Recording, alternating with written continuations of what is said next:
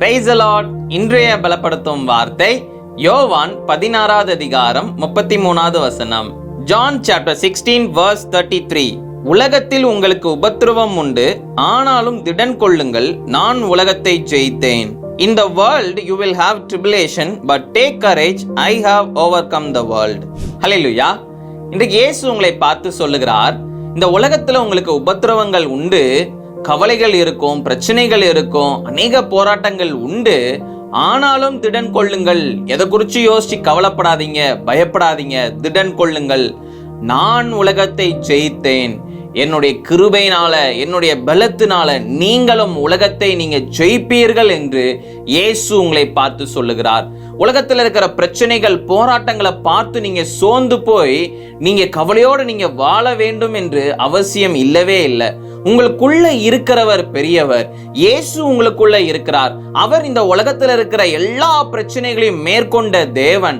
அவர் எல்லா உபத்திரவங்களையும் மேற்கொண்டார், உலகத்தை ஜெயித்தார்.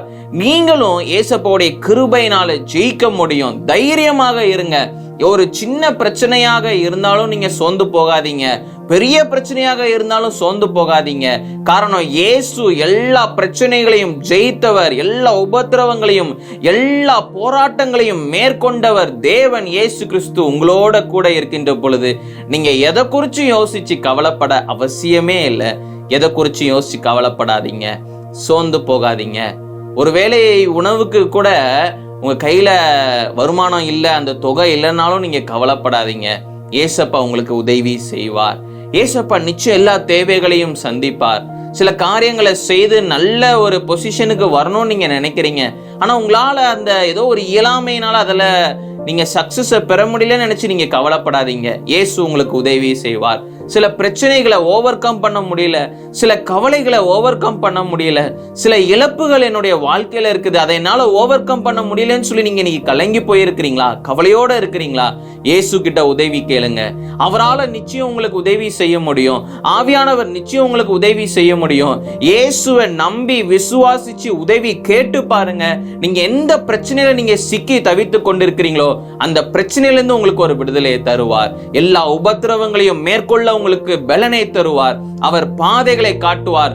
அவர் உங்களுக்கு எல்லா ஆப்பர்ச்சுனிட்டியும் ஏற்படுத்தி கொடுப்பார். அவர் நிச்சயம் உங்களுக்கு உதவி செய்வார். நாம எல்லாரும் கண்களை மூடி ஜெபிக்கலாம். எங்களை நேசிக்கிற நல்ல தகப்பனே, இசப்பா, பிள்ளைங்க வாழ்க்கையில அநேக பிரச்சனையினால இன்னைக்கு ஆண்டவரே சோர்ந்து போயிருக்கிறாங்க. எல்லா பிரச்சனைகளையும் மேற்கொண்டு ஜெயிக்கிறதுக்கு நீங்க பிள்ளைங்களுக்கு கிருபை கொடுங்க, உதவி செய்யுங்க. பிள்ளைங்களோட கூட இருந்து ஆண்டவரே பிள்ளைங்களை வழி நடத்துங்கப்பா. எல்லா சூழ்நிலைகளையும் மாற்றுங்க, தேவைகள் எல்லாவற்றையும் சந்தித்து கொடுங்க. இயேசுவின் மூலம் ஜெபிக்கிறேன் பிதாவே.